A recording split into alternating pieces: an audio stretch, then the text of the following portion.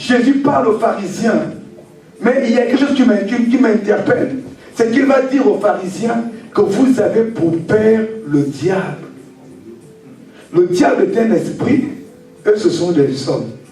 Les pharisiens étaient les représentants de Dieu sur la terre auprès du peuple. Les pharisiens étaient les détenteurs de la loi, de la parole de Dieu. Mais Jésus va leur dire, vous avez pour père le diable.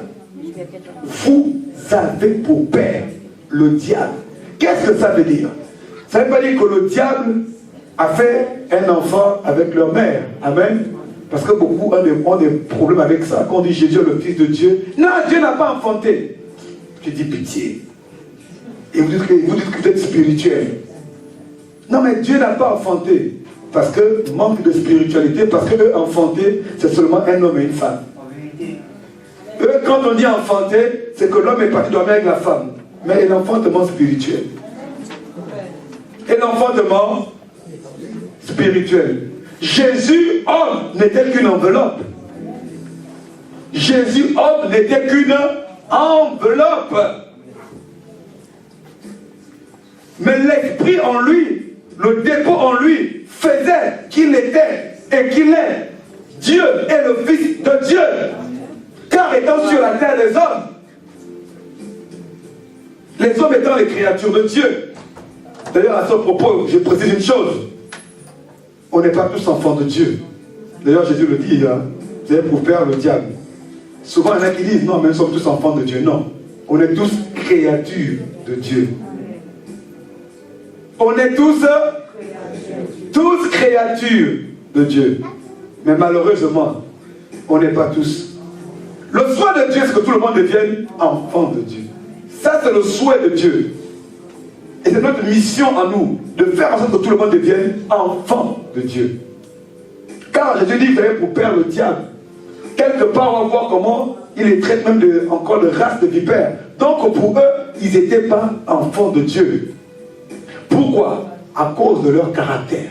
Parce qu'ils manifestaient certaines choses qui faisaient qu'ils pouvaient être identifiés comme enfants du diable. Ce sont ces choses dont nous allons parler aujourd'hui. Lorsque si nous ne veillons pas, nous pouvons faire des choses ou manifester des choses qui vont nous priver de la grâce de Dieu. Bien que nous venions aussi à l'église, bien que nous prions, mais bien aimés, il y a des marques, il y a des traces ou des marques que Satan a mis dans l'homme. Si tu ne les détectes pas toi-même et tu ne les gères pas, le diable aura toujours une emprise sur ta vie, pour ne pas dire sur ta destinée. Pourquoi je dis les empreintes du diable dans la vie des hommes. Les empreintes du diable, je peux aller plus loin, dans le cœur de l'homme. Alléluia. Parce que tout homme, par définition, lorsqu'il naît avec la marque adamique. La marque adamique, c'est quoi? C'est l'homme qui a accepté de se soumettre au diable, Adam, qui a perdu la lumière de Dieu. Tout homme qui naît dans les ténèbres. Même un enfant qui dit qu'il n'a rien fait, il naît dans les ténèbres, à cause d'Adam. Voilà pourquoi la Bible dit, car tous ont péché et sont privés de la gloire de Dieu. Car par un seul homme est venue la mort. L'homme là c'est qui? C'est Adam. La mort est rentrée dans le monde par un seul homme, Adam. Et la vie est venue par Jésus. Et quand on revient sur Jésus et les pharisiens, nous allons constater une chose. Dans le ministère de Jésus, il y a un constat que j'ai remarqué. Enfin, on appelle ça une tautologie. J'ai remarqué quelque chose. Jésus guérissait les malades. Jésus aimait tout le monde. Jésus faisait les miracles. Jésus allait partout, n'est-ce pas? Amen. Mais Jésus avait des rapports particuliers avec les pharisiens.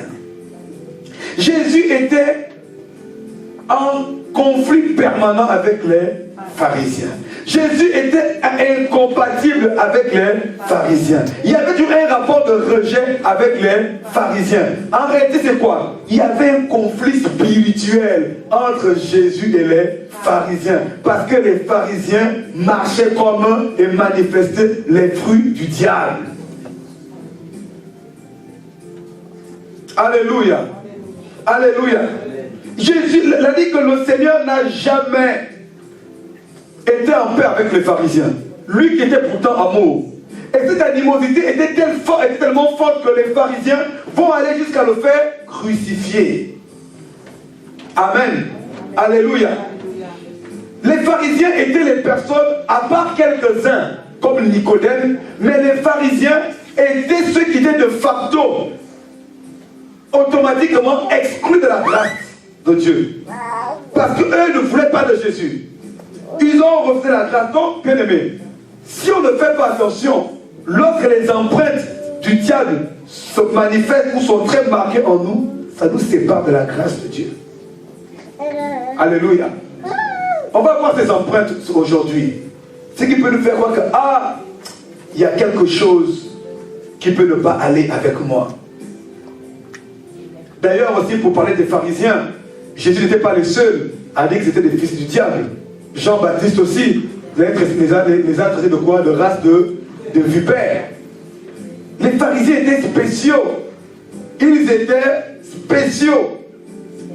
Ils avaient une belle apparence extérieure, mais l'air intérieur était, dis avec moi, une belle apparence extérieure, mais l'air intérieur était, il y avait un problème. Il y avait un problème. Là pourquoi j'ai dit quoi? Les empreintes du diable sur la vie de l'homme, ou encore les empreintes du diable dans le cœur de l'homme. Alléluia. Merci Jésus. Parmi les empreintes du diable, voilà, on va aller vite pour terminer en temps et en heure si possible. Parmi les empreintes du diable, la première qui doit nous interpeller, nous tous en tant qu'êtres humains et en l'occurrence en tant qu'enfants de Dieu, est-ce que l'ennemi n'a pas une influence ou une empreinte dans notre vie? On va aller dans Ézéchiel 28. Parmi, vous avez dit quoi? Ézéchiel 28. Ah bon, parmi quoi? Ézéchiel 28. Les prophètes. Ézéchiel 28. Oui, c'est dans les prophètes. Vous voulez le titre? Après Jérémie, vous avez Ézéchiel. Ézéchiel 28. Chandara Baba Sokoro. Tout le monde l'a trouvé? Vous savez chercher. Ézéchiel 28. Je lis la parole de Dieu. On va commencer à partir du verset 11. On va aller sur le verset 17. La parole de l'Éternel me fut adressée en ces mots. Fils de l'homme, prononce une complainte sur le roi de Tyr. Tu lui diras, ainsi parle le Seigneur l'Éternel. Tu mettais le soin à la perfection, tu étais plein de sagesse, parfait en beauté. Tu étais en Éden, le jardin de Dieu. Tu étais couvert de toute espèce de pierres précieuses, de sardoise, de topaz, de diamant, de chrysolite, d'onyx, de jaspe, de saphir, d'escarboucle, d'émeraude et d'or. Tes tambourins et tes flûtes étaient à ton service, préparés pour le jour où tu fus créé. Tu étais un chérubin protecteur, aux ailes déployées. Je t'avais placé et tu étais sur la sainte montagne de Dieu. Tu marchais au milieu des pierres étincelantes. Tu as été intègre dans tes voies depuis le jour où tu fus créé, jusqu'à celui où l'iniquité a été trouvée chez toi. Par la grandeur de ton commerce, tu as été rempli de violence et tu as péché. Je te précipite de la montagne de Dieu et je te fais disparaître le chérubin protecteur. Du milieu des pierres étincelantes, ton cœur s'est élevé à cause de ta beauté. Tu as corrompu ta sagesse par ton éclat. Je te jette par terre, je te livre en spectacle au roi. Est-ce qu'on peut dire avec moi Amen? Amen. Tous ceux qui lisent un peu la Bible, qui sont un peu curieux sur l'origine de Satan, qui s'appelait Lucifer, voici l'un des textes, alléluia, qui fait référence à la chute de Lucifer. Amen. Amen. Ici, Ézéchiel parle de Lucifer. Amen. C'est Dieu qui parle au travers de son serviteur, au travers de son prophète. Lucifer était un chérubin protecteur qui était au service de Dieu.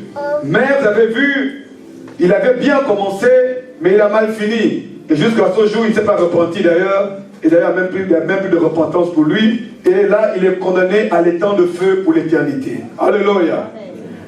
Donc, on ne peut pas parler des empreintes du diable dans la vie des hommes sans aller voir d'abord le diable lui-même dans sa nature. Alléluia. Amen. Pour comprendre, est-ce que le diable ne m'influence pas un tout petit peu, ou bien il n'y a pas un petit lien spirituel ou un esprit. Parce que dans ces empreintes, alléluia, qui influencent ou qui se révèlent au travers de notre comportement, il peut y avoir trois choses. Soit on a un lien, soit il y a un esprit dans notre vie. Nous, on croit qu'il y a des esprits. Amen. Qui le croit ici? Ici, on cherche les démons, n'est-ce pas? Amen. Les démons, ça existe. Alléluia. Amen. Amen. Ce n'est pas la... Les gens, eux, ils pensent qu'ils vont tout résoudre par la psychologie. Grave erreur. Soit c'est un esprit qui est dans ta vie, soit c'est un lien, ou une déformation qui est due par un esprit qui a été dans ta vie. Voilà, il y a souvent trois types de cas. Amen. Amen. Et très souvent, quand on parle de Lucifer, du diable, Lucifer, les gens parlent beaucoup de la rébellion, on va en parler après. Mais le véritable problème du diable, c'est qu'il a causé sa chute. Alléluia. Amen. Tout est parti d'une chose qui est très très dangereuse, sur laquelle nous devons tous veiller en tant qu'enfants de Dieu. C'est le verset 17, c'est l'orgueil. Amen. Luttez avec moi l'orgueil. L'orgueil. L'orgueil est très néfaste. Bien aimé, Dieu n'aime pas l'orgueil. La Bible dit au verset 17, ton cœur s'est élevé à cause même de ta beauté. Amen. Amen. Tu as corrompu ta sagesse par ton éclat. Je te jette par terre, je te mets en spectacle au roi. Voilà pourquoi parfois les mamans ou les papas, toujours entendu aux enfants, ah t'es très beau, hein, t'es très belle. Vous allez rendre vos enfants orgueilleux. Vous allez rendre vos enfants orgueilleux. Oh, t'es très belle. Qu'est-ce qui a corrompu Lucifer? Sa beauté.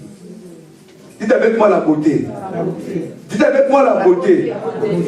Et j'aime beaucoup comment dire, le livre des Proverbes, parce que dans le livre des Proverbes, on nous dit quelque part que la grâce est trompeuse et la beauté est vaine. La grâce est trompeuse et la beauté est vaine. Il y a des personnes, notamment les femmes, dès qu'on lui dit qu'elle est belle, alors là, ses pieds ne touchent plus le sol. Ses pieds ne touchent plus le sol. Elle ne touche plus le sol. Beaucoup de filles ont dévié, ou d'enfants, ou même des garçons, parce qu'on leur a tellement dit, tu es belle, tu es beau. Dis avec moi, la beauté est vaine. Mais quand tu vas mourir là, il n'y aura que des os. Ça va partir, tout ça, rien, il n'y aura plus rien. Il n'y aura plus rien. Tu vas devenir laid, laide, tu vas sentir mauvais. Tu vas pourrir, tu auras les asticots. Les rats, les vers vont te manger. Les vers de terre vont te manger. La beauté là n'aura rien. Non, parce que les gens oublient souvent ça. Les gens oublient ces réalités là. On va tous mourir. La grâce est trompeuse et la beauté est vaine. Ne t'appuie pas sur ta beauté pour croire que tu vas attirer les gens à toi, ou bien tu vas gagner le monde à cause de la beauté. Amen. Amen. Au contraire, la beauté peut même te perdre. Amen. La beauté a perdu Lucifer. On dit que tu as été corrompu. Non, j'aime beaucoup ce verset. Ton cœur s'est élevé à cause de ta beauté. Ton cœur s'est enorgueilli à cause de ta beauté, Lucifer. À cause de ta beauté. À cause de tes beaux yeux, à cause de tes beaux sourcils, à cause de tes belles jambes, à cause de tes beaux cheveux. Le matin, tu es devant le miroir, wow. Tu es en train de te corrompre. À cause de tes belles mèches. Maman, tu appelles tes soeurs. Alors comment tu trouves mes mèches ce matin? C'est bien, non? Ça tombe bien au niveau des épaules. Tu es en train de te corrompre. Tu es ici, on prêche la vérité, mon fils. Amen, alléluia. Tu es en train de te corrompre. Dès que tu passes en route, un homme te regarde. Ah oui. Tu es en train de te corrompre. Tout ça là, c'est zéro. Tout ça là, c'est... Dis avec moi, c'est zéro. C'est zéro. C'est le cœur que Dieu regarde. C'est le cœur que Dieu regarde. C'est le cœur qui doit être beau en priorité. Ça ne sert à rien d'être beau ou bête de l'extérieur, mais on a un mauvais cœur. Ça ne sert à rien d'être beau belle, des beaux vêtements, un beau costume, de belles chaussures et être laid de l'intérieur. Ça ne sert à rien. Il faut qu'on arrête avec ces bêtises. Il faut qu'on dise la vérité aux enfants, il faut qu'on dise la vérité aux gens. Et voilà pourquoi les gens souffrent. Parce que le diable est venu leur dire, tu es belle, t'es beau, t'es beau, t'es beau, t'es beau. Mais un jour, quand vous allez vous rendre compte que cette beauté-là n'a servi à rien, vous allez souffrir. Vous allez souffrir. Parce que la beauté ne sauve pas. C'est le cœur qui sauve. C'est le cœur qui sauve. Ah non, ma fille c'est la plus belle. Ah ma fille, t'es la plus belle. Tu es en train de faire rentrer l'orgueil dans le cœur de ton enfant. Tu es en train de gaspiller l'enfant. Tu es en train de rendre un mauvais service à l'enfant. Tu es en train de rendre un mauvais service. Tous les jours, oh que t'es belle. Oh que il y a des parents comme ça. Tous les jours, hein. Tous les jours, alors, oh que t'es belle. Oh que t'es belle. Mais l'enfant devient orgueilleux, pourri. Pourri. Et les enfants orgueilleux, on ne doit rien leur dire. Hein. Oh non, non, puisqu'ils sont beaux. Oh, non, on ne doit pas faire la vaisselle. On ne doit leur faire aucun reproche. Pourquoi? Je suis belle. Je suis beau. Je suis belle. Donc je suis ma beauté. Comme la Bible a dit, l'amour couvre une multitude de péchés. Le diable a dit aux gens, la beauté couvre une multitude de gens qui n'ont plus rien à faire. Amen. Comme Dieu a dit, l'amour couvre une multitude de péchés. Au lieu d'entendre la parole de Dieu, le diable a convaincu au monde aux gens que la beauté couvre une multitude de péchés. Donc, comme dès que je suis beau là, j'ai plus rien à faire dans la vie. Tout doit venir à moi. I'm beautiful. Le monde à mes pieds. Le monde à mes pieds. Dis avec, je dis ça ne marche pas comme ça. Oui, c'est la vérité. Je dis ça pour te sauver. Je dis ça pour te faire du bien, pour te délivrer. Quand tu comprendras que Dieu n'a pas dit d'être sale, Dieu n'a pas dit d'être négligent, mais Dieu n'a pas dit non plus que la beauté doit être la priorité de ta vie. Amen. Sois propre. Entretiens-toi. Mais ce n'est pas ce qui sauve. Ce n'est pas ce qui sauve. Non, moi je ne rentre pas dans les débats, non, est-ce qu'il faut se maquiller ou pas. Ça, c'est des choses... Il y a des débats dans les églises aujourd'hui, donc c'est des pertes de temps. Au lieu de dire... Moi, personnellement, je n'ai rien contre le maquillage. Personnellement. Moi, tout ce que je conseille aux gens, c'est d'éviter les excès. C'est tout. Voilà, c'est tout. Je ne rentre pas dans les débats. Pour moi, c'est des débats stériles. On perd du temps, on va... Et après, les gens, non, parce qu'il faut se maquiller. Est-ce que les femmes doivent mettre des boucles d'oreilles? Est-ce que les femmes, tant que c'est décent, tant que c'est pas outrageant, tant que c'est pas ostentatoire, moi, ça ne me choque pas. Moi, ça ne me choque pas. Ah non, est-ce que les femmes doivent faire ceci? Non, moi, je ne mange pas de ce pain-là. Tout ce que moi, je te conseille, ne mets pas de la beauté ta priorité. Suis Jésus. Que tu mettes des boucles d'oreilles, que tu mettes le rouge à lèvres, ça te regarde maintenant. Mais fais-le de manière modérée, de manière sobre. Alléluia. Pas de manière ostentatoire, vouloir choquer. Amen. Alléluia. Est-ce qu'on est ensemble? Amen. Voilà. Si peut-être qu'il y a des gens qui se posaient des questions par rapport à ça, maintenant, je vais te donner mon avis. Amen. Ne va pas sur Internet, aller passer du temps. Non, les femmes ne doivent pas faire ceci. Tu vas tourner en rond, tu dois les mêmes choses, tu ne vas pas grandir spirituellement. Il faut éviter des débats comme ça. Ça ne nourrit pas forcément. Amen.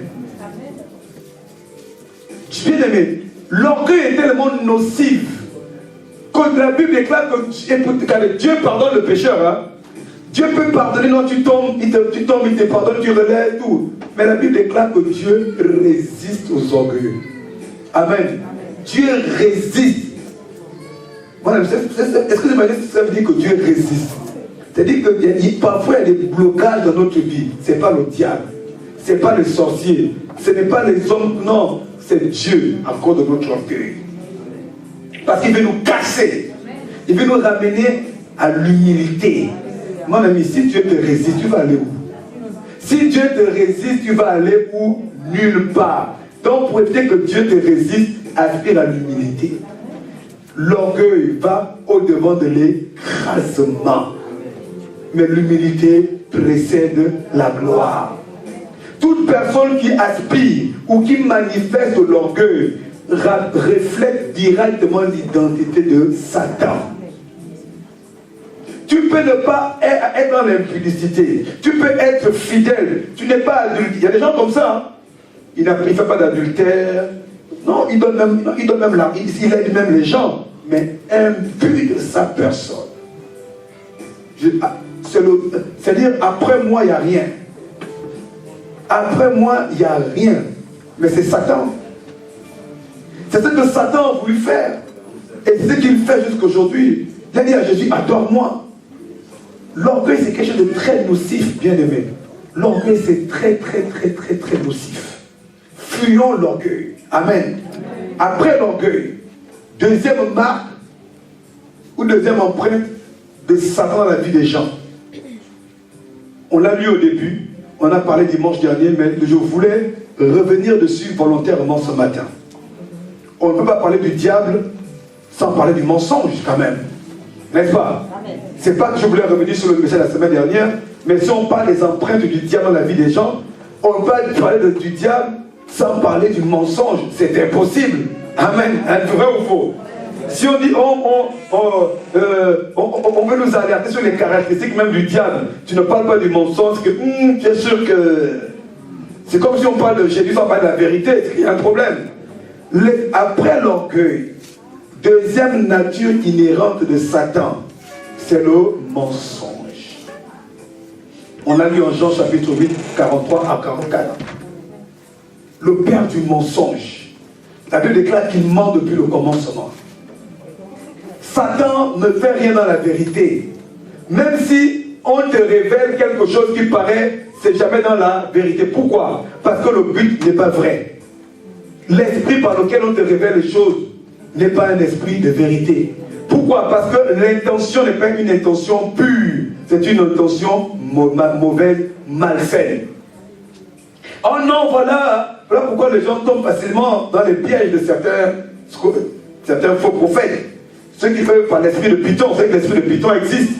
Il y a certains endroits où on prophétise par l'esprit de Python, l'esprit de serpent. Amen.